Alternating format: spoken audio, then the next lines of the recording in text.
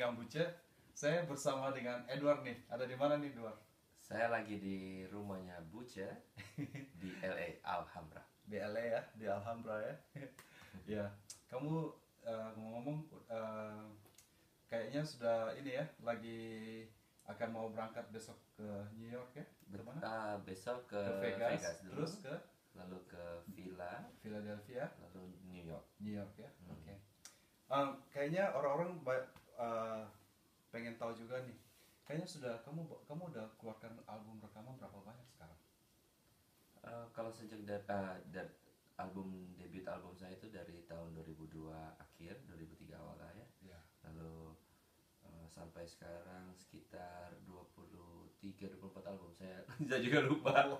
Jadi mungkin sekitar sebegitulah. Waduh, 23, 24 album. Iya, ada Indonesia, ada Mandarin. Gitu ya. Iya. Indonesia Mandarin.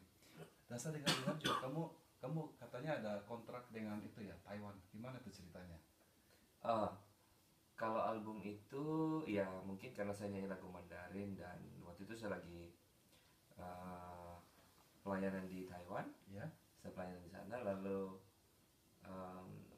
saya dapat kabar lewat email bahwa mereka kepingin ketemu. Mereka tahu saya lagi di Taipei, lalu mereka kepingin ketemu. Akhirnya saya bertemu dengan mereka, lalu mereka bilang ya lagu-lagu kamu sudah jadi berkat di Taiwan. Oh, jadi kamu sudah rekam dulu, mereka udah dengar lagu kamu di Taiwan. Mereka dengar lagu-lagu yang aku keluar di Indonesia. Yang di Indonesia. Mungkin mereka beli ya di Indonesia ya. Ya, mungkin begitu. Saya juga tidak tahu Bahasa Tionghoa, bahasa Koi. Ya, bahasa Koi. Oh gitu ya, Koi ya. Itu. Gitu. Nah, bisa kayaknya kau punya lagu apa yang aku dengar sempat kontrak berapa lama? 5 tahun ya? 5 tahun. Artinya apa tuh kontraknya, maksudnya apa? Artinya kontrak 5 tahun ya, dalam masa 5 tahun ini Ya.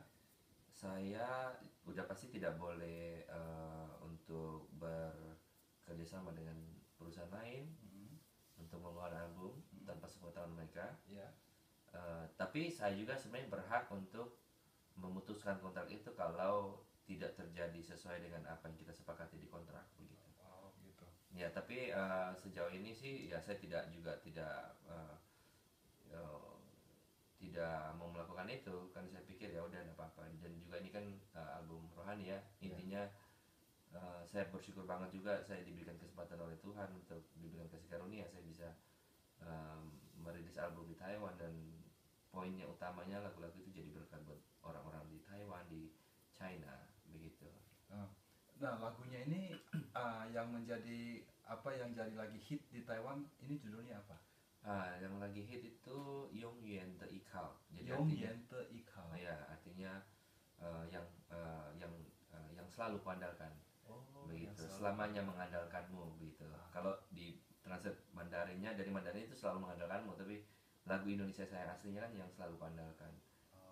Begitu. Dan memang lagu itu juga di Indonesia jadi berkat juga buat banyak orang, dan tidak disangka lagu itu sudah sampai di Taiwan dan mereka suka lagu itu begitu. Mereka jadi berkat juga. Mungkin penonton ini mau pengen dengar sedikit, bisa sedikit dinyanyikan nggak? Lagunya? Iya. Refnya begini ya. Ni 是我永远的依靠，牵手星星来宣告，我真实经历你全能的力量。Ya, seperti itulah. Kira-kira kata-katanya Indonesia apa? Kau yang selalu ku andalkan, yang selalu ku nantikan, pertolonganmu kan nyata bagiku. Ya, seperti itu. Selain daripada lagu itu, jadi kalian ada rilis satu album. Saya dengar waktu itu kamu ada nyanyi dengan artis Taiwan juga ya? Betul. Jadi Siapa di album itu Sian Vanessa. Siapa? Sian ya. Vanessa. Yes, ya Sian, tulisnya Sian Vanessa. Sian Vanessa. Dia salah satu artis di Taiwan. Dia Kristen dan dia munculnya sebagai artis pop di sana, artis sekuler, artis pop, tapi karena dia Kristen dan dia cukup populer juga di sana. Oh, namanya Sian Vanessa. Iya, Sian Vanessa. Ada dua sebenarnya, satu Sian Vanessa, satunya dengan Se Ying Ying. Ya, Se Ying juga artis. Ya, itu juga artis. Dia salah satu background vokal dari Wang Lihong. Wang Lihong, kalau tahu penyanyi pop ya, penyanyi karya pop Wang Leehom. Dia tuh music man. Jadi Wang Leehom itu music man, dia salah satu background singer. Jadi kalau lihat Wang Leehom konser music man, dia ada salah satu di situ. Pasti selalu ada. Jadi kamu ada dua. Dan berduet juga dengan istri saya sendiri pastinya, Dengan Agnes. Agnes ya. Iya. Ya. Sekarang Agnes lagi pegang itunya ya. Lagi pegang iPad-nya gitu. Jadi selain daripada jadi kalian waktu itu bikin satu album ya, satu album isi 12 lagu tidak salah bersama-sama dengan mereka. Iya, tapi albumnya tidak semua saya nyanyi sama dia. Yang saya cuma berduet ada satu lagu Yongye Teika itu dengan Sian Vanessa, satu lagu lagi Feel Your Love dengan Seinging itu, satunya lagi Stand By Me dengan Agnes Chan. Begitu. Nah, yang lainnya saya solo sendiri. Sisa lagunya solo sendiri. Bahasa Tionghoa itu kan susah. Betul. Kita ngomong aja tuh susah. Betul. Apalagi lu mau bikin lagu itu kan harus puitis, lagu kata-katanya kan udah sembarang, bukan bahasa sehari-hari. Betul. Kamu bagaimana tuh bisa dapat kata-katanya? Jadi saya ciptanya tuh dalam bahasa Indonesia dulu. Saya cipta dalam bahasa Indonesia dulu, baru saya minta bantuan teman-teman saya, lausu saya yang orang Taiwan, yang lausu saya kebetulan orang Taiwan, jadi dia membantu saya untuk mentranslate. Iya, dalam bahasa Mandarin. Nanti setelah itu dia kasih saya coba nyanyikan, rasanya kurang enak atau gimana, kan kita bisa rubah-rubah ya. Yang penting waktu enak dinyanyikan, sekalipun artinya bagus, tapi kalau tidak enak dinyanyikan juga tidak enak. Jadi yang artinya bagus dan enak dinyanyikan, jadi biar lebih bagus begitu. Pernah enggak kamu nyanyi lagu Koi gitu loh, tapi kamu enggak ngerti kata-katanya artinya apa, tapi kamu cuma nyanyikan aja. Kan kadang-kadang kayak kita ya, kayak mami gua tuh dia suka nyanyi lagunya Teresa Teng ya.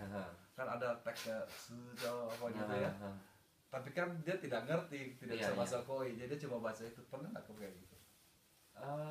Kalau saya nyanyi lagu sekuler, kalau saya nyanyi lagu pop sekuler, biasanya tidak semua kata-kata saya mengerti, tapi secara garis besar saya tahu, gitu. Saya mengerti.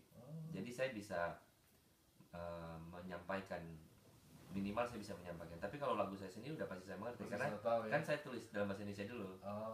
Karena translate-nya tidak jauh berbeda dengan Indonesianya. Dan cuma ada 2 lagu yang saya tulis dalam bahasa Mandarin langsung. Jadi saya waktu saya cipta, saya tulis dalam bahasa Mandarin langsung, itu ada 2 lagu aja. Gitu. Selama ini. Apa judulnya?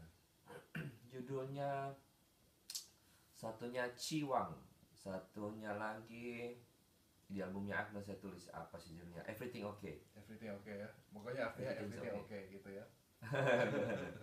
Nah, kita kan dari luar daerah nih ya. Betul. Saya dari Irian, kamu dari Sumba. Oke, tempuh bahasa sama ya. Mirip-mirip. Mirip-mirip. Nah, kenapa bisa bahasa? Memangnya di Sumba mami di rumah pakai bahasa Koi ya, atau gimana? Papi mami bisa bahasa Mandarin, karena mereka dulu sekolah bahasa Mandarin kan di zaman di Indonesia kan masih ada sekolah Mandarin zaman dulu. Cuman ketika zaman Soeharto masuk, tidak boleh, jadi mereka berhenti. Jadi mereka juga tidak terlalu tinggi, tapi mereka sekali-sekali pakai lah. Tapi tidak full gitu ngomongnya full gitu Mandarin, tidak. Paling cuma bilang kan di homien gitu. Jadi tahu suruh lihat orang di belakang gitu, atau makan gitu, cifan gitu, atau heshui gitu-gitulah, pendek lah. Begitu. Nah, berarti tapi kamu dengan mereka pakai bahasa Koi juga? Enggak, bahasa Indonesia. Pakai bahasa Indonesia. Jadi saya belajar bahasa Mandarin sebenarnya dari lagu. Saya suka lagunya Jimmy Lin, Aaron Kwok gitu, Andy Lau. Iya. Dan di sini ada Andy Lau juga nih. Iya. Sebentar sebelum kita masuk sini ada Andy Lau di sini. Ini adalah gitarisnya. Sini Herman. Ya. Kenapa? Ini gitaris saya, Herman. Nah, dijuluki Andy Lau. Ini Andy Lau ya. Bukannya mirip Andy Lau enggak? Ini salah satu gitaris dari Edward Chandler. Gitu ya, si Herman ya. Sekarang lagi. Nanti tahun depan 2015 kita akan keluarkan album Edward Chandler. Ya. Gitu ya. Ya, jadi mau konser di LA juga. Jadi siap-siap ya. Oh iya, saya dengar juga satu gereja yang besar di sini yang pakai banyak anak muda orang Tionghoa, namanya gereja apa? Oh, itu Bread of Life. Bread of Life ya. Kemungkinan kalau ini kamu ada ketemu, betul, kemarin udah ngomong ketemu mereka. Sebenarnya kali ini mereka udah mengundang, cuman karena jadwal saya padat ya, terbatas. Jadi mereka bilang mereka akan mau coba untuk mengarrange. Kalau bisa mereka punya cabang di New York, bisa dikontak sana tuh. Mereka ada juga. Sudah bisa, jadwal saya udah penuh ya. Iya, udah penuh ya. Herman bisa tolong ambilkan ini supaya bisa Agnes ke sini. Oh iya, boleh. Ya? Hah? Oh, Agnes nggak mau di sini? Oh. Belum make up ya. Ya. Jadi terus ada kesan-kesan ini kok udah berapa kali ke Amerika? Kalau ke Amerika mungkin udah 5 kali kali, 5 LA 2 kali ya? atau 5-6 kali. LA 2 kali ya? LA 2 kali. 2 kali yang dulu. LA 3 kali malah. Oh, 3 kali. I think 3 kali. 3 kali ya. Agnes juga 3 kali ya? 2 kali. Agnes 2 kali. 2 kali waktu datang yang Betul. last time ya, datang sama-sama waktu itu ya. Sekarang anaknya berapa, Edward? Aku 2. 2 sekarang ya? Iya, 1 cowok, yang pertama, yang kedua cewek. Umur berapa sekarang? 5 tahun sama 4 tahun. 4 tahun ya. Wow. Udah rasa ya? Berapa tahun udah perkawinannya? Udah Nah, Agnes. 6 tahun. Udah 6 tahun. 6 tahun, mau jalan 7 tahun. Kayaknya saya dengar Edward dan Agnes mau menjadi role model Ya, untuk anak-anak muda ya, betul betul. dalam hal kesetiaan, dalam hal Betul. saling mencintai, Betul. dalam hal saling menghormati, gitu ya, Betul. saling mendukung ya. Betul. Saya dengar ya, orang-orang banyak juga memberi komen bahwa suaranya Agnes is not bad, it's a very good one. Ya, Actually. very good one actually. Kamu bisa tahu, kamu memang find out bahwa dia punya suara bagus setelah kawin, setelah tunangan, atau setelah pacaran, atau pertama kali sudah tahu suaranya bagus. Waktu itu lagi pacaran, Iya. jadi waktu pacaran biasa orang tuanya dia suka ajak karaoke kan. Oh gitu. Jadi ajak karaoke gitu, saya dengar dia nyanyi, dia suka lagu Teresa Teng. Oh ya, saya juga Jadi- paling suka tuh. Wah, kalau dia nyanyi Tian Mi gitu ya. Wah.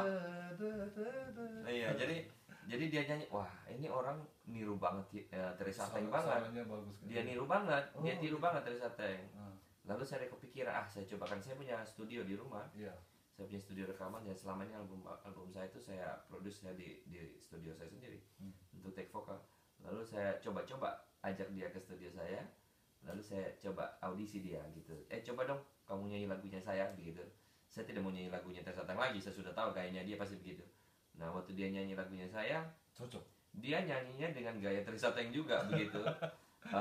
Ya cuman saya ya karena saya produser, jadi saya mengarahkan, saya mencari range mana suaranya dia yang enak, dan saya bilang wah suaranya dia enak nih. Padahal dia ini bukan penyanyi sebenarnya, dia cuma suka nyanyi seperti saya, hobi juga. Tapi karena semuanya atas kasih karunia Tuhan, dan ya memang karena kasih karunia Tuhan saya juga bisa jadi seperti hari ini. Dan akhirnya saya coba featuring di album saya.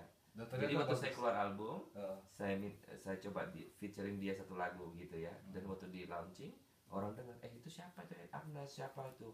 Nah waktu itu kan saya belum married kan, cuman responnya bagus banget.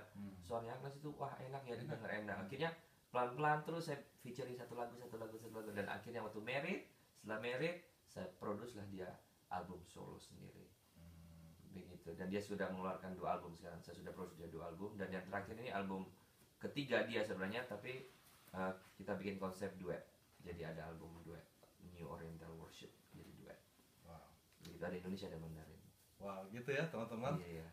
Sayangnya si Agnes lagi tidak siap nih untuk di kamera ya. Ya, Tapi lain kali kita akan wawancara. Dia memang paling tidak suka sih kalau untuk di expose. bukan Suka expose. di belakang layar ya. Makanya cocok ya. Jadi Edward aja yang menjadi the star. Oh Si enggak, sebagai- dia juga the star, dia juga star. Oke teman-teman, gitu aja wawancara kita dengan Edward, Chen, Agnes, dengan Dan pemilik Los Angeles Butcher.